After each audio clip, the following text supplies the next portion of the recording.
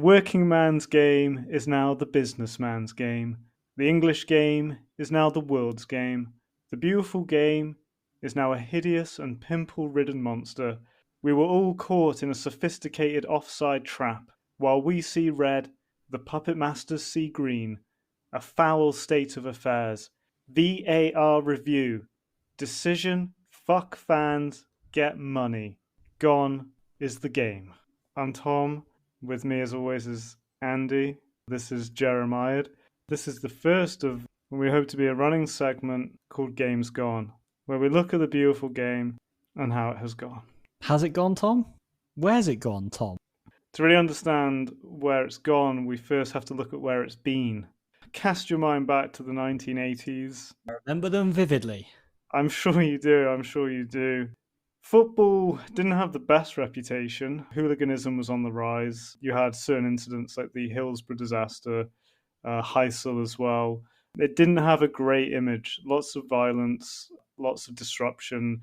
And the Premier League was conceived in a boardroom as a way to correct the image of the game, to make it a more family-friendly offering. Yet there was a more sinister reason, and that was money. Time-honoured ill that has plagued society.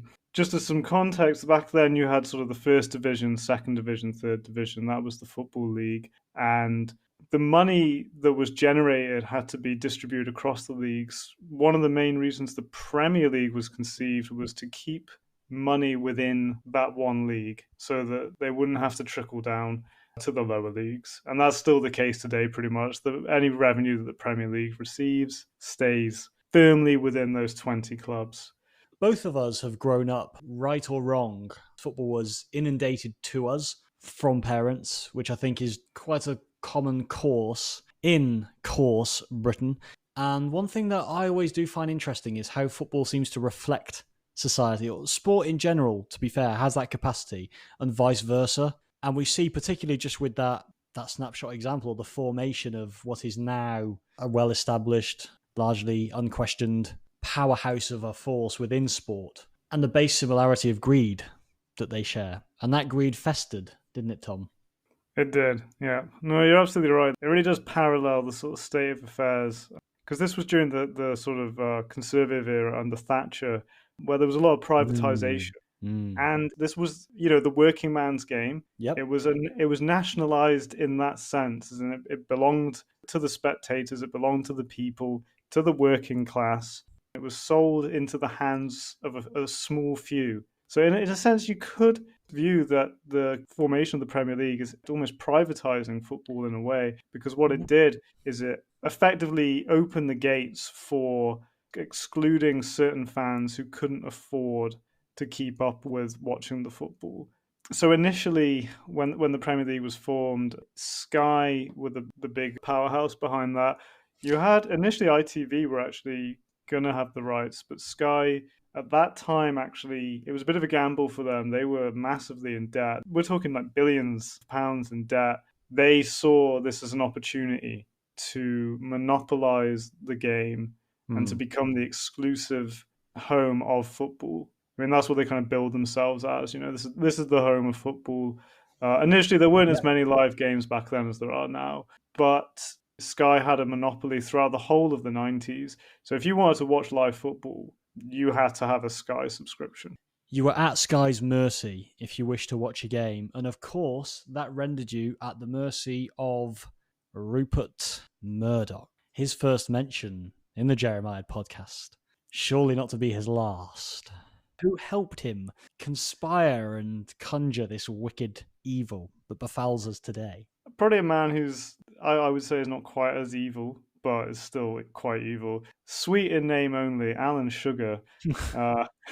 His sticky fingers were on this one as well. At the time, his company used to manufacture satellite dishes for Sky TV.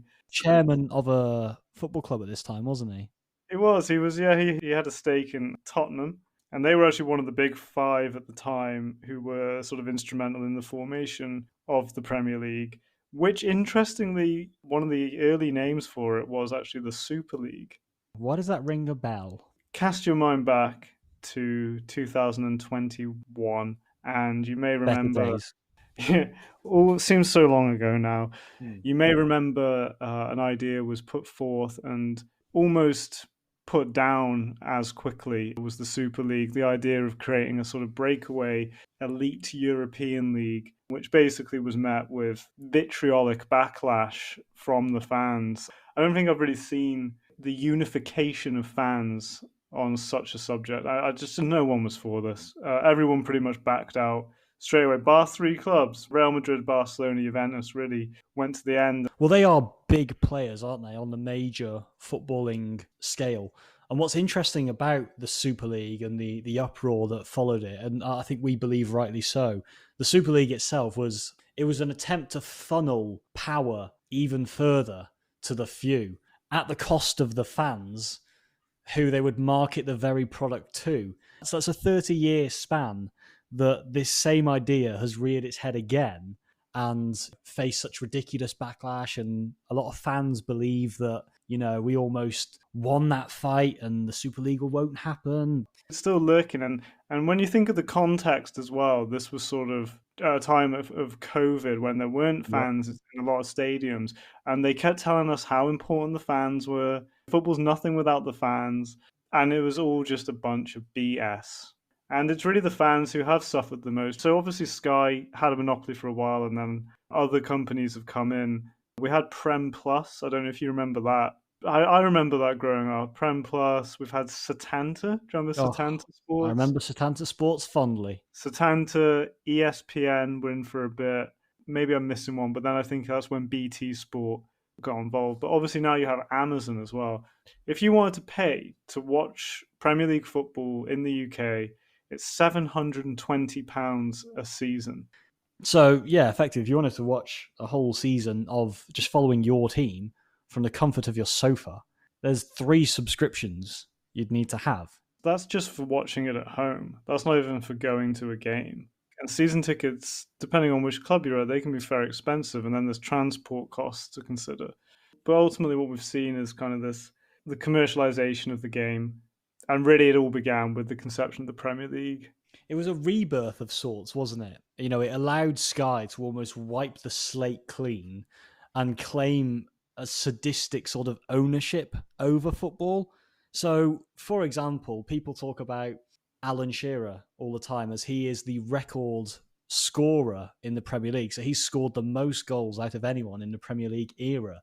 And that stat is often floated around as if he has scored the most goals in football ever.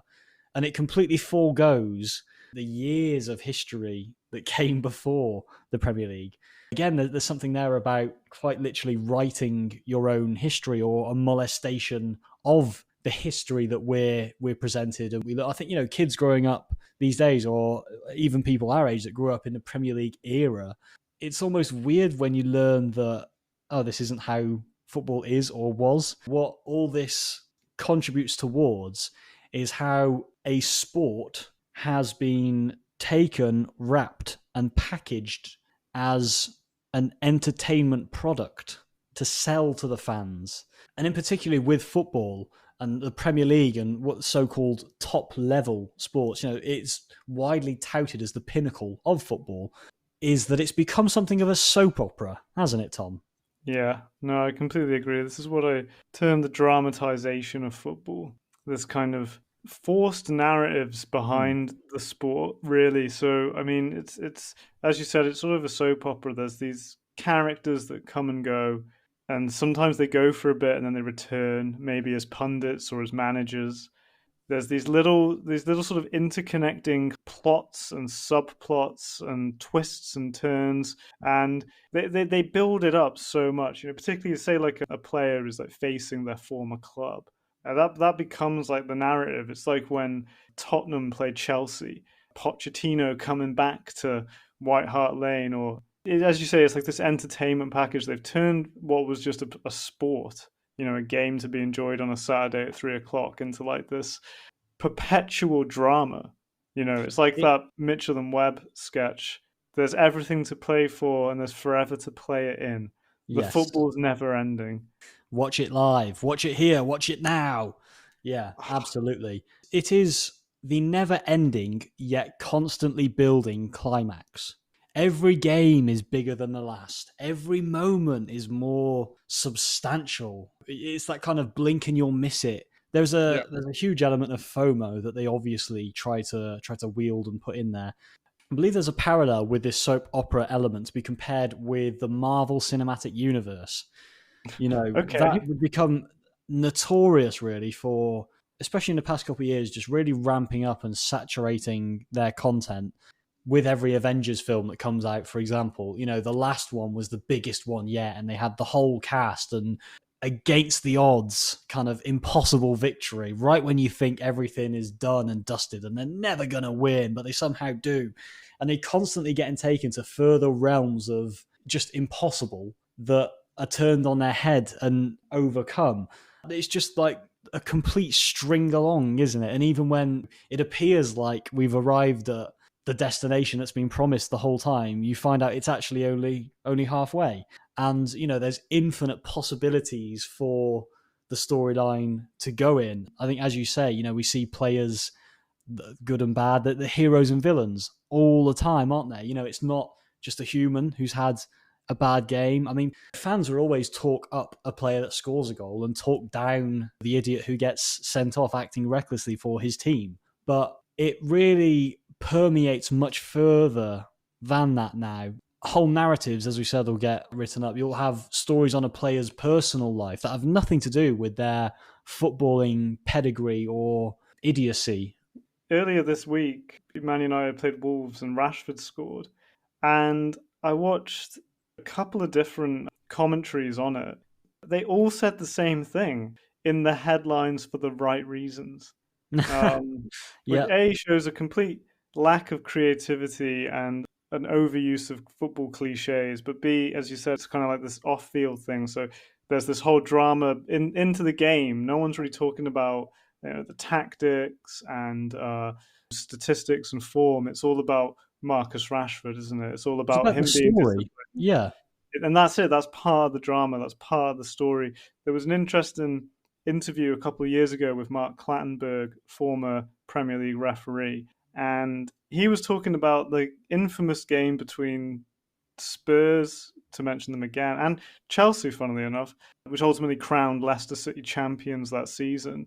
And he should have given about 3 or 4 red cards in that game. I mean, Tottenham just lost their heads and were just, 2 footers. Violent. Yeah. It was ridiculous. Paraphrasing here, but he said he sort of wanted to control the narrative and he wanted to retain the theatre of the game. That was the phrase he used. He talked about the theatre of it. And I thought that was really interesting that, like, we have a referee here. He saw himself as this kind of conductor of the theatre. He's sort of orchestrating the drama, right? I'm not going to give him a yellow card, a second yellow, because I don't want to send him off because I think he might do some more bad things. Mm. So let's keep him on. Let's keep him on for the drama. And then, Mm. okay, that's a bad. I'm gonna have a word with him. I'm gonna stamp my authority, but I'm not gonna send you off either because I feel like there's a crazy look in your eye, and you're gonna snap someone's ankle. That'll be great.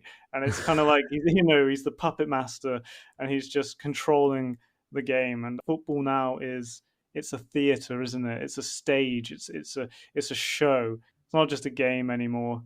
You Well, know. yeah, I mean that's a prime example of prioritizing entertainment in the face of and actually at the detriment of the sport itself. You know, just let the game run its course. You mentioned Rashford and the what the commentators had said. Obviously, he's been a bit of a naughty boy in the eye of the media recently, as went off and just had a bit of a drinking session, didn't he? And he was late for training.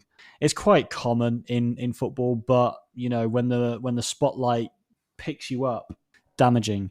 One thing that I think has been synonymous with this merciless grip that increasingly the corporatocracy has taken around the game. Obviously, much more money involved in it from all different angles. Part of that filters down to the players.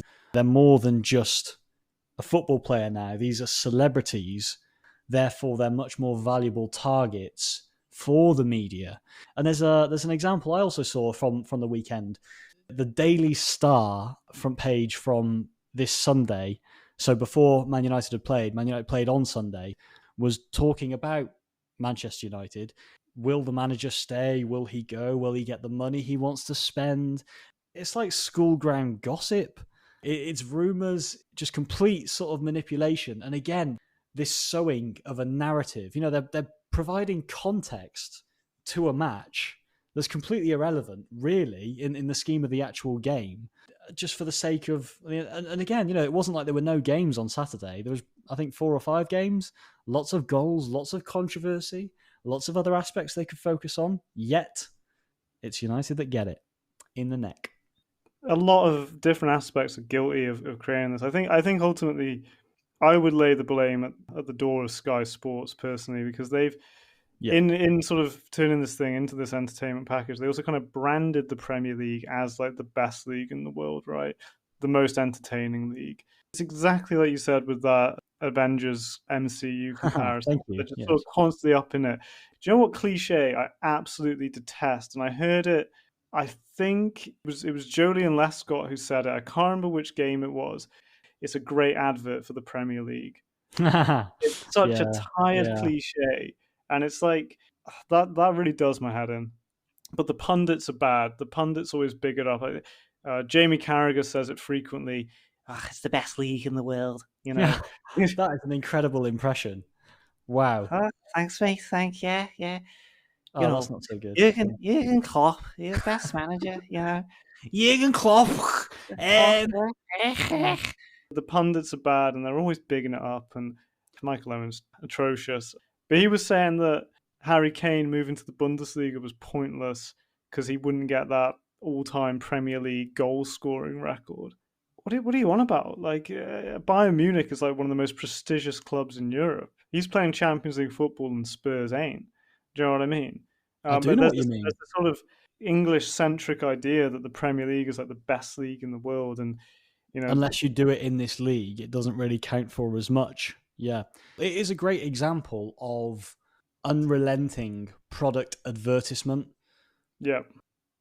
Sports Direct, who were, invariably linked with football for quite a while, as they had naming rights for a Premier League stadium, their adverts famously always, the radio little ditty, sportsdirect.com, UK's number one. It's not the UK's number one, is it? But if you keep on toting that narrative, you keep on stamping that foot down, people will see the footprints. With the pundits, obviously we alluded to this earlier about how there's a sort of revolving life around the stage at the centre of football. And quite often what we see happen is when players finish playing, they retire for various reasons, they stay in the game. Now, that does make sense for different reasons. Some of them go into managing teams, some of them go into coaching, loads of different pathways. A select few try their hands at punditry. And what we've seen a real trend of, and again, I think it probably has happened way before the Premier League. I think there's a particularly heightened zest for it in recent years, is you get this crop of pundits that are employed on their footballing credentials rather than anything to do with their actual punditry attributes. And what that results in is just base level morons with the in the nicest way of phrasing it, being given a platform that they really never should be, just because they are a name. A fan might tune in to hear so-and-so's opinion, not because it's a good opinion, because it is so-and-so. It's that celebrity attachment and status. Who's your least favourite pundit? My least favourite pundit, well, not news to you, Tom, is probably Jermaine Genius. If you don't really know football or Jermaine, for one thing, you're lucky. He was, in the most objective way, he was just an average footballer. He had quite high potential when he was young. He burst onto the scene. He began playing at the top level in his teens when he was quite young. And he was a player that just never really quite did what he should have done.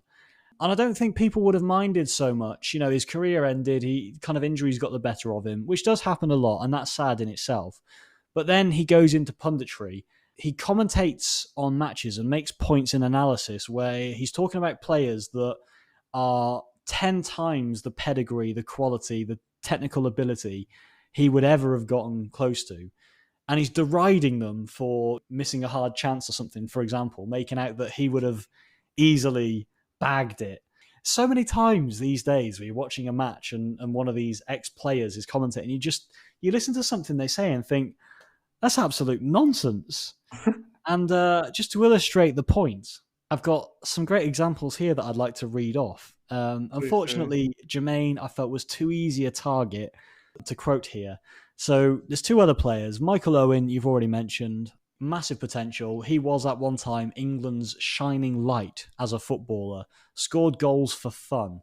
I think a lot of players have suffered due to the celebrity intensity that's on football these days, and he's certainly one of them. He's a strange man, right? I think still to this day, he's never had a tea or a coffee. Until he was 38, his mum managed his bank account. He was playing for Real Madrid in Spain, which is a bit of a mecca in footballing terms to reach and get to that level. And he spent his time there when he wasn't training or playing. When he had free time, he would drive to Madrid airport to buy English newspapers to go back home. Just mental. As a pundit, you can only imagine. He's responsible for some of the most iconically bad quotes and quips. Lay him on me. Yeah. We've all heard this one. He genuinely said, if there's a bit of rain about, it makes the surface wet. Number 2. This one I love. What a feeling it is to be a manager and bring someone on. And what he's referencing there is a substitute, which, late in the game, for example, you've got a player who's tired. You've got another player on the bench. You just make the change. What a feeling it is. I mean, that's run of the mill. There's no emotion in that at all. That's a manager's job. What a feeling. I mean, oh, God, incredible. Footballers these days often have to use their feet. You can't argue with that, I suppose. No, he's not wrong. He's not wrong. And he followed that one up swiftly with this. I love players with 2 feet. Yes, because we get so many players making it as professional footballers with 1 foot, Michael. The next one, Blackburn have got 2 strikers on, and they're both playing up front, as in where strikers play. And finally, from Michael, whichever team scores more goals usually wins. Out of all those, Andy, you have to say, is he wrong? Well, other than the one about bringing on substitutes, which I think is a bit subjective, if there is water on the pitch, it is going to be a bit wet. I mean, the team that scores more goals does generally win. If I keep breathing, I will live. If you can spot the extremely obvious, then there's some hope for you, isn't there? I also go now, not as many, but just a couple to throw in from Jamie Redknapp. Now, Jamie operates in a similar field to Jermaine Genius in the sense that, because they were both midfielders, really. He was a player, a bit before my time, really, but he was all right as a player. He wasn't, horrendous. He wasn't. But again, since stepping into the punditry booth, he must have a different opinion of how his career went. So this one's a bit raunchy, really. He said, he's commentating on a game, said, if you're going to get in behind Rio Ferdinand, you've got to show him what you've got and then go in hard. What are you alluding to there, Jamie? I'm not quite sure. That's a bit NSFW, really. Peter Schmeichel will be like a father figure to Kasper Schmeichel. Well, that's interesting, Jamie, because Kasper is Peter's son. And they get paid gross amounts of money to make these observations on television. Do you think Harry Redknapp was like a father figure to Jamie? I've actually never thought about that. And the last one, Steven Gerrard makes runs into the box better than anyone else. So does Frank Lampard. Brilliant. I love that. There's quite an interesting irony there, isn't there? It's the best league in the world. It's the best advert. It's the top league. It's the best football ever. And yet you have idiocy like that paraded, projected, broadcast. That's kind of like the low football culture. And when it comes to sort of punditry and more specifically commentary, you have what is now the sort of high culture in Peter Drury. Peter Drury, your favourite. Peter Drury is someone I had to mention, someone I absolutely fucking despise. So Peter, he's not a player though, is he? He's not player pundit. He's sort of this self-stylized Shakespeare of football commentary. When I talk about sort of dramatization, he is just like the pinnacle of it. Football to him is like some sort of poetic art form that needs to be soliloquized and put into prose at every fucking possible turn he can. It's relentless listening to him commentate on a game. He just doesn't shut up. And like he just screams every time someone takes a shot. It's like Yep. just calm down, Peter. Like it's a football game. And there's an art to commentary. Part of that art is knowing when to let the game just breathe, when to just give it a rest. Yes. It's not about you, is it? It's about the game. He's kind of now playing up to this role. Before, when he was a lesser known commentator, he still used to do his like stupid poetic bullshit. And now he's kind of become almost a bit of a social media thing where like you'll see after a game, they'll be like, oh, the Rashford goal hits different with Peter Drury commentary. And it's just it's just Peter Drury fucking wanking himself off whilst he like talks about Rashford. It goes something like this. Ah!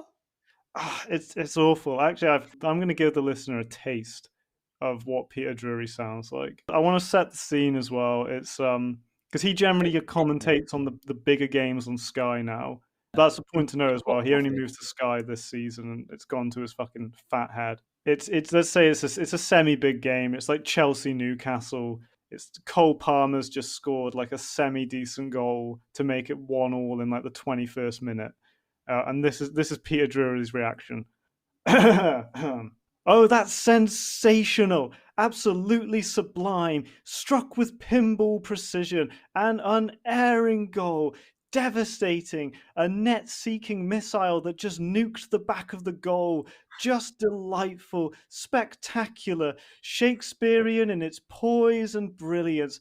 Utterly unrivaled in its sheer majesty. It was destined for greatness the moment it left his boot. A ball on a mission from God to bring salvation to the back of the net. Astounding. Simply astounding. It burned, pillaged, and raped its way past the goalkeeper. An asteroid careening through the vast emptiness of the universe, probing the very mysteries of God and existence itself. Deliciously struck. That is the most earth-shattering, spine-tingling, goosebump-igniting, eyeball-popping, toe-curling, heart-stopping, brain-freezing, boner-summoning, cum-sucking, pussy-moistening, clit-jingling, ass-clenching, orgasm-inducing, ass-pounding, ball-licking, nipple-stiffening, groan-compelling, eye-rolling, seizure-making, mouth-drying, breath-taking, insanity-causing, death-defying, knee-jerking, tear-giving, God-fearing, existential-bringing goal I have ever witnessed in my entire life. You've actually encapsulated that notion that we've been exploring of how it's the never-ending yet constantly building climax. And unfortunately, poor old Peter there, it seemed to me like his head was going to pop off clean. But then, yeah, VAR disallowed the goal and he has to start again. Am I wrong, though? Is that not what Peter Drury sounds like? I actually forgot where I was for a moment. I thought I was in the comfort of 50 high-definition inches blaring down the neon green screen, listening to him serenade me. I'm breathless after that. I don't know how Peter does it every fucking week. I want to call out Peter Drury right now. Peter, if you're listening, email me, jeremiadpodcast@outlook.com, one-on-one, in the ring, the octagon, however you want. You want to do it with bats, you want to joust, you want to square off. I'm here. I'm ready. No holds barred. I'm quivering with anger. I need to calm down. So yeah, fuck you, Peter, and I'll see you in the ring. Speaking of the ring and the performative area that the soap opera of football now dominates, Wrexham, they got bought out by Ryan Reynolds and Rob McElhenney, and they quite literally have gone Hollywood. I think that they are an extreme example of this entertainment package soap opera. They have been achieving on the pitch, and you know the club values are there and this, that, and the other. But absolutely, in a way, they've had to really sell themselves as a club and their dignity to get this success. The entertainment absolutely comes before the football. So if you haven't seen it, that Disney Plus, of course, have the whole series documenting their journey. The agenda is just fucking incredible. One thing in particular that I wanted to focus on, my flatmate has a great sense of humour. He bought me a certain book for Christmas. This book is Paul Mullin, My Wrexham Story. Paul Mullin is a striker who plays for Wrexham. They were in the conference, which is below the Football League. So it's typically a semi-professional standard. There's quite a jump. It's seen as a really prestigious thing for a non-league team to get into the league. So Wrexham spent loads of money to try and do that. So they signed Paul Mullin, and he scored goals for bloody fun for them. This book, I mean, how many books has Katie Price released? You know, and whatever reason is there? It's a disgrace. Paul Mullin, My Wrexham Story, the autobiography. At the time of recording this episode, he's played 104 games for Wrexham, which in the context of a football career, you know, to have a book that covers your story with a team, that is just derivative at best. It's 300 pages, right? It retails at £20 hardcover. They frame the book itself, when you read the inside sleeve, that he's the star of the Wrexham documentary series before he's a footballer, which is a very subtle but very significant shift, particularly in the eyes of a cynic like me. And the thing as well that I find incredible and unbelievable about this, unbelievable, is it's a Penguin Random House book, well-established, world-renowned publishers. To me, that says something in itself. You know, me and Tom both have an interest in literature. We'd both like to dabble and have things published someday, I'm sure. And, you know, you see a book like that, why is it being published then, really? Because this guy has some degree of status that has been entirely manufactured by the soap opera and entertainment package that this book then adds to. In that way as well, you can see the book being a further example of how the focus is on a product that they can sell and try to sell it in different ways. But it also colludes to this notion, we say, the narrative of the game and how Wrexham might play on Saturday. They might not play again until Saturday. You've got a whole week. Oh my God, a week without football. Well, luckily for you, you can watch every episode of the documentary. By the way, there is bloody tons because it's saturated to shit. And if that's not enough now, you can buy the Paul Mullin book. 300 pages on 100 games is just waffle. You know, I have similar levels of angst to that as you do to Peter Drury, Tom. So I think really we've both been sufficiently riled throughout the recording of this episode. Of course, here on the Jeremiad podcast, you know, we do like to shine some light to inject a little bit of positivity. Is it Jeremiad time? Yes.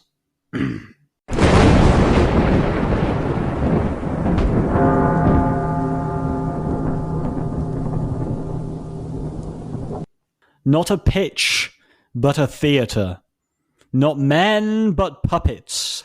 Not a screen, but unbreakable chains we salivate to flaunt again and again. So scintillating, you daren't take your eyes away. There's no time like the present. There's no moment like the very next. But for a second, and you may miss the moment, the joy, the rapture, the delirium of here we go, your team wins again. But wait, alas, all is not as it seems, as gasps are held while VAR intervenes. Hidden figures making decisions that upset the equilibrium. Wrongly called offside when the defence employed no high line. Robbed, it leaves you bitter as the many minutes suspense produced nails well bitten. All arses edge seats, all mouths release expletives. The collective heart palpitates before it is harvested. From the people, the game is taken, morphed and molested under guise of its twinkle-toed curtain-raising fate. But nevertheless, for the people, they're the quickest to urge you it remains.